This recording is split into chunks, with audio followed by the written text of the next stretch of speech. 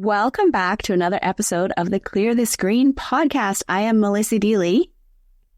And I am Billy Adme, and we are so excited for our lovely guest today, Miss Kelly Woodhouse. Welcome, Kelly. Thank you. Thank you for having me. I'm so excited to be here with you guys. We are excited to have you, and I want to introduce you to the audience. Kelly Woodhouse is an award-winning international speaker, best-selling author, publisher, and coach. In fact, she is helping us publish 2 books ourselves. As a burn survivor, since the age of 2 on 75% of her body, she transformed a story of near death into one of resilience and triumph. From being called the scar-faced girl to gracing the TEDx stage twice, Kelly's journey has inspired millions worldwide. Her documentary, Still Beautiful, aired on TV, and her Goalcast video surpassed 10 million views. Global TV named her one of the most inspirational people of 2020. You have to ask yourself how. How did the scar-faced girl find the strength in her scars? And that's exactly what we're diving into here today. Kelly, I love what you have done with your life and how you've turned it around. And so let's just go back and, share the story, because that is hardship that you've been through. You have been on Victim Island. You could have chosen to stay on Victim Island, and yet you've chosen to overcome it and move to Solution City, as we love to say. So please share that journey. Oh, thank you. Yeah, it's interesting because I do know burn survivors who, exactly like what you say, they're staying on Victim Island instead of going on to Solution City, right? Like there's so many burn survivors like myself and Spencer and all these other burn survivors that are like, yeah, this happened to me, but that doesn't mean that my life is over. So what else can I do? And I think that's the beautiful thing about life, is that there's millions of choices. So let's just take a step back though. What happened is we lived on a farm and I was 2 years old, and my cousins were 9 and 11, and they were throwing shingles in the fire. And a spark came out and it landed on my dress and I exploded into flame. And as a result of that, I ended up with getting burns to 75% of my body.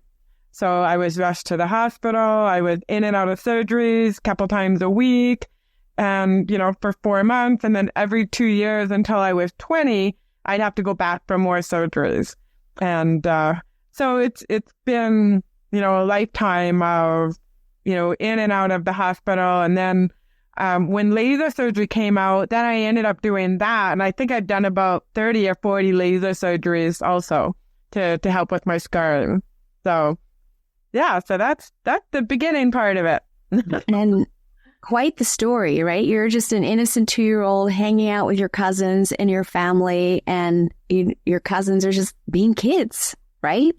And this just happened, and in that moment, your life shifted so profoundly. Yeah, and I think what's so fascinating about it too is that a lot of times we just see a tragedy as a tragedy. We don't see that anything good can come of it. And so when you think about a 2-year-old, and I know Melissa and Billy, all 3 of us have kids, so we imagine our little 2-year-old, and in fact, I have a 3-year-old grandson right now, and I just can't imagine something that devastating happening to him. And my mom was 21 at the time, my dad was 24, and my mom was pregnant with my sister. And when I see like my sons, I have twin boys and a daughter of 26, but my twins are 22. And I'm thinking, oh my gosh, like they're so young. Right. Right. And then to have something like that so tragic happen, like I'm blown away that I didn't just, check out. Right. Like, right. And my mom and my dad and like my family, like, how they persevered through all of this also. When I see my 22-year-old sons and I'm like, oh my gosh, like if that was my mom when this happened to me, and, I get my little 3-year-old grandson, it's just like, oh my gosh, I can't imagine what it would be like to have to. And yet here you are as a grandmother And you've been through all of that and come out of it with, as all the accolades that Melissa listed out, like you have done so much with your life, Kelly. We are in awe of that. Yes. Because there's way less tragic things that happen to people that keep them on victim island. And now being in this line of work, we see how much people are at the effect, right? As opposed to being at cause, where life is not happening to you, it's happening for you. So walk us through how you decided to take what happened to you and actually inspire it and use it as your story and your hero's journey to inspire others to come off of victim island. Talk a little bit more about that. That's a great question, Billy. So I remember when I was 18, I went through a phase in my life where I wanted to know, why did I live? Wow. Right? Because 2 years old, 1968, most of my body burnt. Like when you just think of that, you think there's no way I should have lived. So I was going through, well, why did I live? Right? And, going through school, being teased, being bullied, never having boyfriends because, of course, I was the ugly Scarface girl. So I didn't have my first kiss till I was like 18. And, and I went through all those. I didn't have my first till then either. So I didn't have it either. So I know, right? And so I went through a phase. It's like, well, why do I have to be this way? Why do I have to struggle? Why do I have to be the ugly girl? Why do I have to go through all these surgeries? Why me? And so I actually went and got hypnotized to go back to the day I got burnt, because I also heard, not only did, I had heard that my mom was telling me the story about how she went in to visit me and she saw in my chart, I don't know what it said, but it was a special code. And that code basically means life or death. It means you better get to this room and you better help her. She's dying. So this was in my chart. And my mom asked the nurses, what happened? Why is this in her chart? And they said, oh, we put it in there just in case. So they didn't want to tell my mom that I had actually almost died the night before. So I wanted to go back to that day that I died. And I wanted to go back to the day that I got burnt. And so I went to a hypnotist, and it took the session was 2 or 3 hours. And it was fascinating for me. And again, I mean, now that, I'm taking this with you guys, I'm learning so much more about it. But by taking, you mean taking our Quantum Life Mastery School? Yeah, your Quantum Life Mastery School that I'm learning with you guys has been awesome, because it's really helping me to understand myself better. So, but I wanted to go back to the day that I died to find out, why did I live? Right? And so, what did you discover? So I discovered a couple of things. One is the vision that I had was me and a fuzzy gray matter beside me. And we were looking down on me, and we could see all the doctors and the nurses working on me. And we were having a conversation, and I believe that was my God. And here we are, we're talking. And he's like, you're too young to die. You have a purpose. There's a reason. And I was like, okay, but what is this reason? Why did I live? And he goes, you have a choice. You can live or you can die. That's totally up to you. But you need to live for your grandpa and your sister. And so my grandpa passed away, and I felt like when he passed away, I kind of felt like I lost a part of me, because I didn't know if I actually lived my purpose with him. Even we had a great relationship. And then my sister, I don't know. I'm not sure, how I'm supposed to, what's supposed to happen with her. I don't know. But anyways, it just kind of gave me some peace that I had a purpose. And then when I made the decision of, okay, I'm going to live, I went back in my body and I came back to life. So, yeah. So that was my experience with that. And so I always knew I had a purpose. And I also had a conversation with my grandpa. And my grandpa, he had tremendous guilt over me getting burnt because he was the one that told my cousin to burn the shingles, and he wasn't home. They went to a barbecue. So he felt guilty that he had done that. And he said, Kel, I went to church and the pastor said, it's okay. There's a reason Kelly got burnt. She's going to live. You don't need to worry. She will live. And so that took away the feelings that my grandpa had. And so him and I were quite close. And so that's there. Such a beautiful story. And I love how at 18 you were asking those questions to get understanding and to know that, okay, so if I live, there must be a reason. There had to have been a reason, because to me there was no medical reason why I should have lived. Right. In that badly burnt. Right. And yet you did. And so, as we always talk about, as Billy alluded to earlier, with being at cause or being at effect, when we're at effect, we're just like, feeling sorry for ourselves. Why me? Why me? Why me? And you went through that phase. However, you got through it, and then you started asking, okay, what's the reason behind this? Which is essentially, how is this happening for me? Right? Exactly. And that's one of the things I love about the program, is that you guys shifted that for me again, right? Because a lot of times, like these last few months, it's been really rough for me, with my stepdad passing, and I feel like I'm kind of an antidepressant and I'm trying to get through everything. And so you guys said that to me, why these things are happening for you. And so when I look at my life, like I became a speaker when I was 13 years old. We were 4-H and we had to do a public speaking competition, and I won it. And to me, that was the universe's way of teaching me back then, hold it, this is my plan for you. You are supposed to be a speaker. And when you're a speaker, you can teach people how to be resilient, how to get through this, how to see the gift in your tragedy. And, I even lost a baby. I held my dead baby. She was 28 weeks and she was born a stillborn.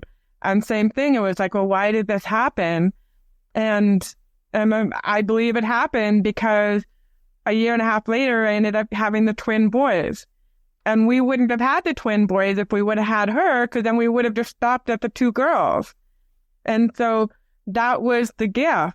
And I think that's what everybody needs to do, is find the gift in why these things are happening to us or how they're happening to us. So, yeah. Kelly, there's so much amazing stuff that's happened. And yeah, Melissa and I are huge proponents of nothing is coincidence. Everything happens for a reason when it's meant to happen. Right. So how is your life and your impact now amplified going through this hero's journey, going through all those times where you were questioning? And like you said, life still gets us on Victim Island. But how now, since you've come through like the harder parts of it, how has going through that, you can acknowledge all that you've learned through this hardship? And now how are you impacting others with it? So how I'm impacting others with it is by, getting out and speaking, sharing my message. I've been to Africa twice. I've been to London, Taiwan, Canada, the US. I've been speaking Northwest Territories. I'm coaching people to write their books and become best-selling authors. And so I'm helping them get their stories out there. And, the Goalcast video that has 10 million views on it, that just blew me away when that happened. And me and my daughter were watching the rankings, and it was like, her and I are freaking out. It was like in 1 hour, we got to, 6 hours, we got to 1 million views. And it was like, oh my gosh, and not one single negative comment.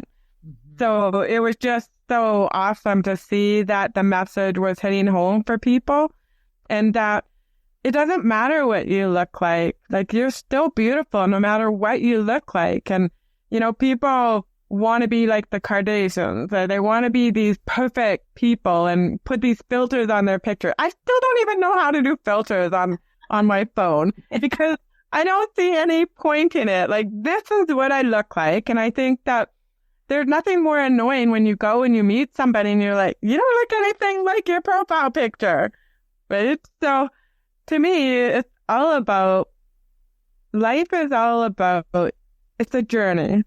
Mm-hmm. And we get to choose what we do with that journey. And I've had people tell me, I wouldn't go out in public if I look like you. Wow. That happened to me. I have. It's just like, oh. They clearly have no filter of what comes out of their mouth either. I know. It's rude.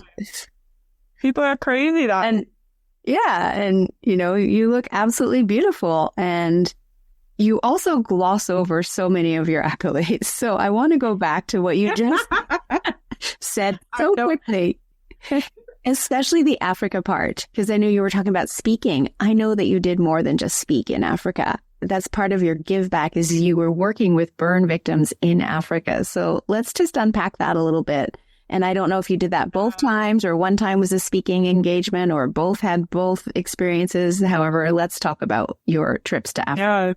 Yeah, absolutely. No, both trips were for burn survivors. So the first trip we went to Kenya, and in Kenya, we went to Nairobi, and in the city of Nairobi, there is, in the middle of the city, there's a 1.5 square mile gully, and there's 1 million people living there. So if you can think of the population of Edmonton, where I live, the whole population of Edmonton living in 1.5 square miles, and they have no power, no water, no sewer. And so they asked me to come because in one of the other slums, that's about an hour away from there was a fire. And 100 people died, and 100 people got hurt. And so they wanted me to come to give the burn survivors hope. And so they took me to the hospitals, they took me to the fire halls, they took me, oh boy, I don't know where, they took me to like 7 churches. I don't even know what religion I am anymore. It doesn't matter. It's whatever that, you consider to be your higher self and spiritual power. Yeah, exactly. And they had us go to the burn unit, and going to the burn unit was, I can't even explain it. Let me put it this way, because we're in Canada, we would not take our dogs to that hospital. That's how bad it was. It was just horrible. And here you are, you're seeing people, and I remember walking in, and I could smell the infection. I could smell it. It was like, there's an infection in here. And my friend that I was with, he's like, oh, no, it's fine. I'm like, no. There's an infection in here. It has a really distinct smell to it. And it was really sad because these people are just not getting the same kind of medical care that we get in Canada or the U.S. And so it's just so sad to see these people suffer. And so what we did, though, is when I was here, I asked all my friends to donate pencils and sharpeners and little notebooks. And we took those to the kids. And so we passed them all out, the notebooks and the pencils and everything. And one of the moms comes up to me, and she was burnt also. And she said, you know what? Thank you for doing that. These kids will likely never go back to school. And you bringing the pencils and the notepads, it makes them feel like they're in school. And it's because what happens when you go to like Africa, they're so ashamed of their scars. They do not show themselves in public. They hide. And so it's so sad that we don't accept them, or they don't accept their people. It's like, to put it in perspective for the listeners here, remember lockdown not that many years ago, and how hard that was for all of us, and the anxiety, the stress, all of that. And yet, essentially, these burn victims are in lockdown for the rest of their lives if they can't leave their homes. Yeah, absolutely. And so you bringing them that hope, the small gifts, makes them feel like they're in school. And you did not just one trip, you did 2 trips. So was your other trip to another country, or did you go back to the same? It was still Africa, but this time we went to Ghana. Okay. And this time I got to bring my daughter with me, and she was 14 at the time. And that was just a crazy experience in itself, because what was happening there is we would go to the schools and we would speak at the schools. And so this one school, Alex has beautiful, gorgeous, long brown hair, just like yours, Melissa. And so, of course, they're all trying to get to her and touching her. And she struggled with anxiety, so she had to put her hair in a bun. But the whole 2 weeks we were there because she couldn't handle people wanting to touch her so much. And so Steve, he was with us again, and he's also a burn survivor. And I said, Steve, because Alex was really upset they were touching her so much. And I said, well, why are they touching her? They're not touching me. And he said, that's because they don't know what you've got. They don't understand that it's scars from a burn. They think I have a contagious skin disease. So they're scared of me. They don't want anything to do with me. But with my daughter, they want to touch her because white people are considered good luck. And so they want to touch you because they think your luck is going to rub off on them. And so that was another experience, being able to take my daughter there. And I'll never forget, she said to me, Mom, like, they're like obsessed with you. Like, they carry your purse everywhere. Like, you mentioned the word water, and all of a sudden we're scrambling to find you water. Like, and if you're hot, like, they're doing everything they can. Like, why? I don't understand this. Like, yeah. And I said, Alex, and this is when Justin Bieber was really popular, right? I said, if you could go and be in the limo with Justin Bieber and go to the concert and be backstage with him, would you like that? She goes, yeah. I said, well, we're Justin Bieber to them. Yeah. Like, what are you talking about? I said, we are the stars. So in our own country, we're not. But there, these kids will likely never, ever get this close to a white person. So when they do, they're glued to us because they are honored that they get to be with us. And so she just had a really hard time understanding that.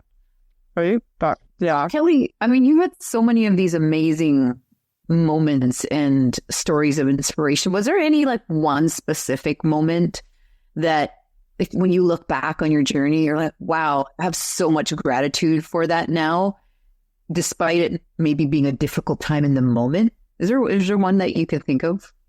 Oh my God, there's so many moments. Like, what's one that really sticks out for you? So the one moment that comes to me is I think it's about 8 or 9 years ago. And I was in a really dark place. I was in a very deep depression, and I've never been this way before. And here I was sitting on the floor in my bedroom, and I had my iPad. And I was Googling how to end my life. And I had 3 conditions. My kids couldn't be the one to find me, right? Because I had my kids 1 week on, 1 week off. It had to be final, right? Because I've seen burn survivors where they go and they set themselves on fire and then they live. And so I didn't want that to happen because now they also have more problems to deal with. And the third thing was it had to be painless. I didn't want to feel any more pain. I feel like I've had enough pain in my life. I don't need any more. And so here I am, and I'm trying to find a way. And all of a sudden I'm thinking to myself, okay, if I ended my life, my mom would feel so guilty. She already feels so guilty that I got burned. She blames herself. So she would think, oh my gosh, it's my fault Kelly committed suicide, because if she wouldn't have got burned, she'd still be alive. My ex-husband, he would have said, oh my gosh, if Kel and I didn't have that fight yesterday, she'd probably still be alive. It's my fault. My sister would have said, because my sister and brother-in-law are multimillionaires, they would have said, if Kelly needed money, why didn't she reach out to me? We would have given her all the money she needs. My kids would have blamed themselves. They would have said, we were bad kids. If I wasn't so mean to Mom, it would be my fault. Mom would still be alive. And I thought I couldn't let my family have those feelings. I couldn't do that to my kids or my family because it wasn't there. What brought you out of that phase in your life? So what happened is that I met a lady online who said, Kel, I'm going to help you. I'm going to help you get out of this funk. She saw something in me that I didn't see. And so we started coaching, and she said, I'm going to coach you for free. 3 days a week, we'd have 1 to 2 hour calls every time. And so we're coaching, and she's like, Kel, I'm going to help you get out of this funk because you're way too important in this world, and we need to get your message out there. So we're going through the coaching sessions, and she's helping me, and then all of a sudden she says to me, Kel, why don't you value yourself? And I'm, what are you talking about, right? Like my ego piped up. My ego said, what are you talking about? I'm a speaker. I go to schools and I teach kids, and I go to women's events and I teach them about how to love themselves. And what are you talking about? I value myself, right? And she goes, no, the reason I think you don't value yourself is because you're not making the money you want to make. Oh man, that hit me right here, right? Because I had set a goal to make a 6-figure income, and I wasn't. 3 years in a row, I didn't meet my goal, so I was mad. She goes, Kel, don't call me until you know what value is. And I'm like, what the hell? What do you mean? What's value? If value is not money, what is it? Right? Because we place a lot of value on money. We think the woman who's a $500 an hour lawyer is way more important than the woman who's flipping burgers at McDonald's. We place value on that. And I'm thinking, well, what's value? And so I started writing down things I did. So, for example, I coached one of my friends to write a book. He's teaching people how to write books. And now all those people have their books out there, right? I reconnected my friend with his family. They thought he was dead because he was an alcoholic. And they told him, don't come back unless you're sober. And I reconnected them, right? I've been to Africa and I'm helping burn survivors, and all these things are happening. And I wrote everything down in third person. And then the next day, I read everything. And I was like, who is this chick? I've got to know her. Right? And so I gave my coach my homework because I had to give her the homework. And she's like, I think you get it. You finally get it. Your value is not in how much money you make or don't make. Your value is in your acts of service. That's what you do to help people. And that was when I realized I'm the only one of my siblings who's not a millionaire. Mm-hmm. And so then I'm thinking, but they don't have a book in Africa. They're not, don't have a Goalcast video with 10 million views. They don't have a documentary about their life story that's making an impact with people. Right? So why do I place so much emphasis on the fact that I have to be a millionaire in order to be a valuable person? So that whole saying that comparison is the thief of joy, right? When we compare ourselves to people at a certain level, it's not always apples to apples, right? Value is, like you said, your service in the world. You have a huge service in the world. Yeah, absolutely. And we all do. Right? Yeah. But a lot of times we, like you say, Billy, we always want to compare ourselves to other people. I mean, how many times have we walked into a room of, 200 people, and the first thing we're doing is saying, oh my gosh, she's more beautiful than me. Oh, she looks like she's a millionaire. Oh my gosh, that person looks like they've got it all together. And that's the thing we do, is we go and we compare ourselves to everybody. And yeah, you can talk to that person and they probably have way more problems than you do. Right. Exactly. Because we're judging by literally the outside versus the inside, which comes back full circle to your message in your documentary. Right? Yeah, absolutely. And the value of teaching that to children and adults all over the world is powerful, because that starts to shift the programming. The programming that we just look at the outside, as opposed to recognizing, let's connect heart to heart. let's get to know the person on the inside, because every person on the inside is absolutely beautiful, like your message says. Yeah, absolutely. I'll never forget one girl, a friend of mine, she said she wouldn't go for lunch with her friends because she had bumps on her skin. Yeah. And I'm like, are you kidding me? Do you honestly think your friends are noticing the bumps on your skin? So I was telling her the story. I said, people say to me, Kel, I notice your scars for about the first 5 minutes. And then after that, I don't see your scars anymore. Why is that? Because they are still physically there. They have not disappeared. They're physically there. Yeah. But the reason is because they're seeing my spirit. They're seeing my laugh, my smile, my energy. They're feeling that. Yes. That's what they're seeing. They don't give a crap about what you look like, or that you have flabby arms, or that you have a scar on your face, or whatever that is. And I think that's the bigger message that I'm trying to get across to people, is that nobody cares about that stuff. They might notice it, but then they're back to thinking about themselves, because that's what we do. We think more about ourselves than anybody else. Exactly. It's even for ourselves. And because I always say this, I'm obsessed with Melissa's hair too, right? She's got the beautiful hair. And it's the one thing that you lack. You're always looking at other people. And when you think about it, if I were to see another person and, they didn't have big, luscious hair, I wouldn't judge them any less for them. In fact, I would be like, it made me feel a little bit better. Okay, there's more people in the world that don't have big, luscious hair like Melissa. And it's, it's not unfair. It's just, that's what it is. And yet we still will look at that person. And when you get to know the person, it is knowing, like you said, their soul, right? This is just the meat suit that we were given. And your meat suit was turned into the way it was in order for you to fulfill your mission. Yeah.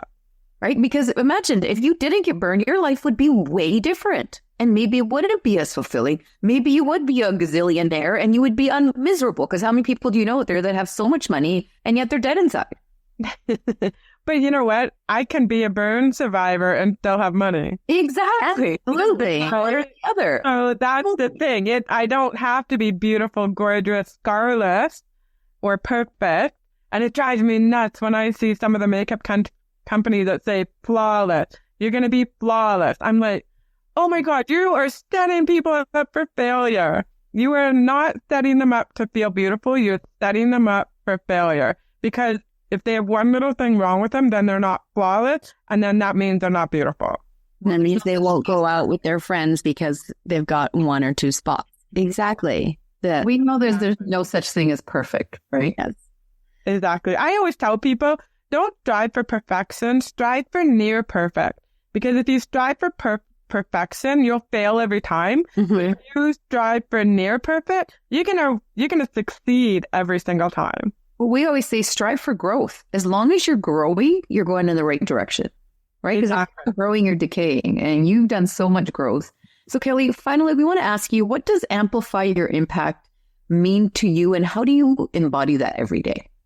Oh my goodness, what a great question! You guys asked the best question. Love it.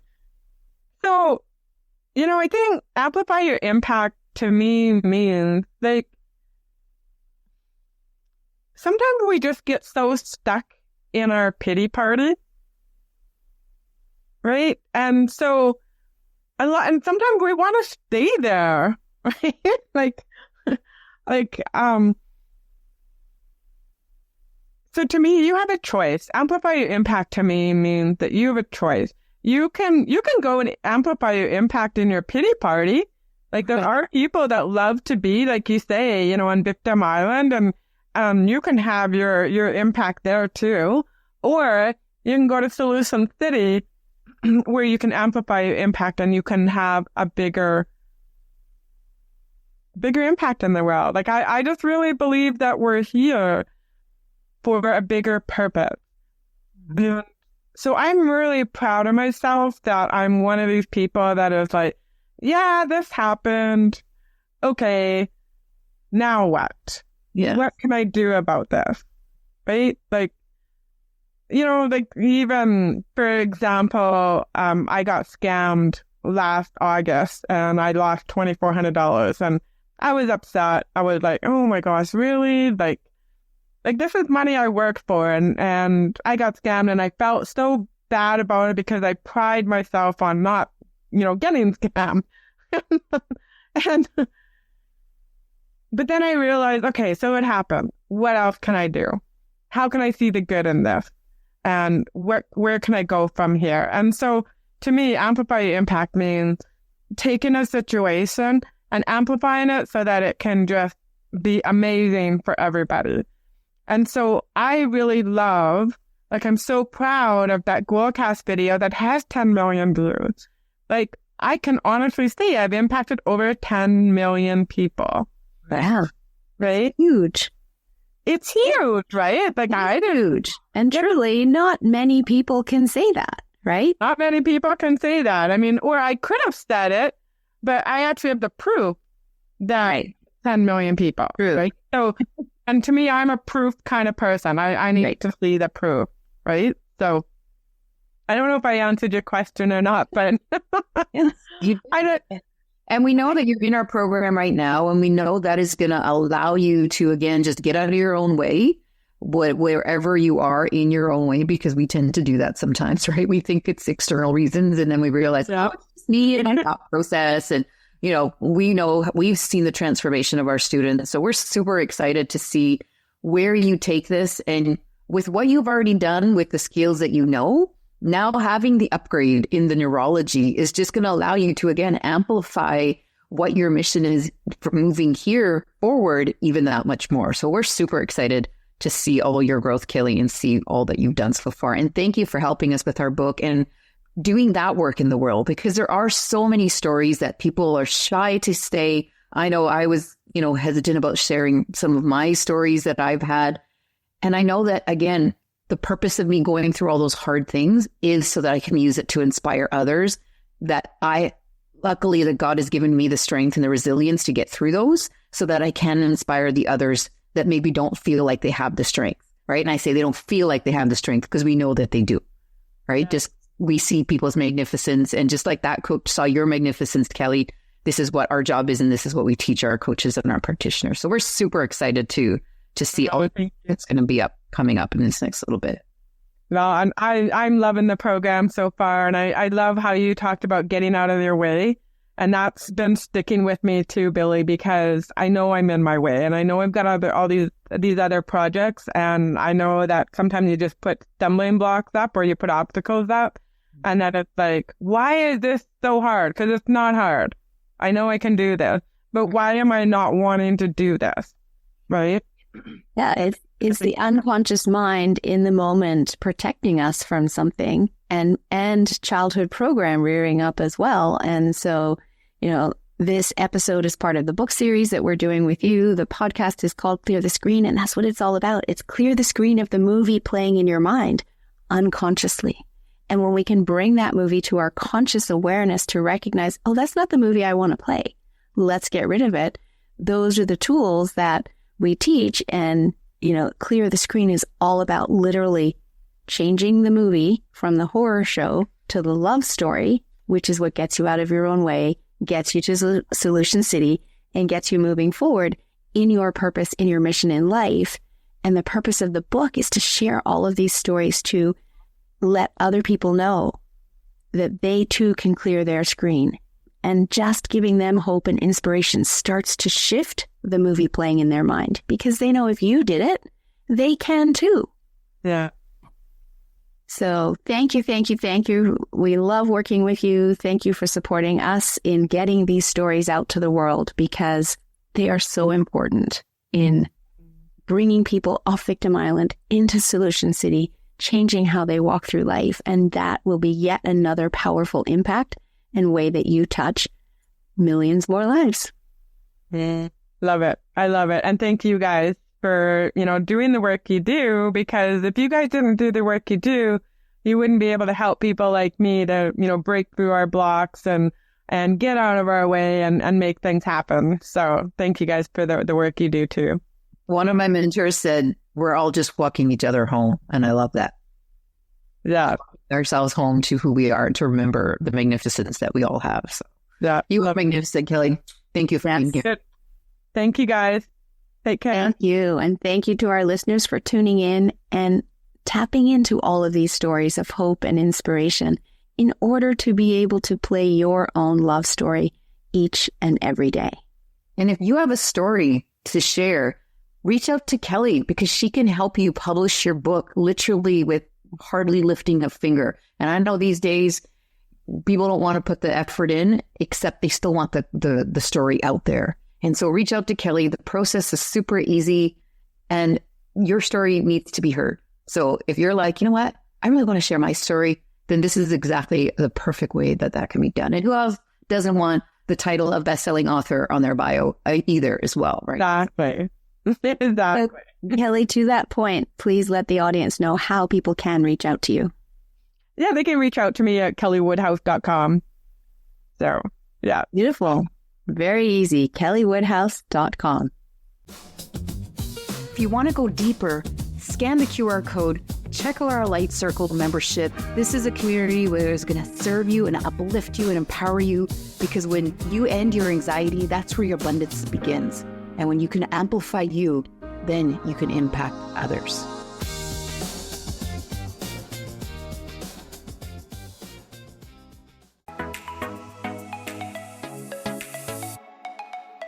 Hi, this is Michelle Abraham from the High Vibe Podcast Network. We are honored to have Billy and Melissa's show clear the screen on our network. For more amazing shows just like theirs, head on over to highvibepodcastnetwork.com.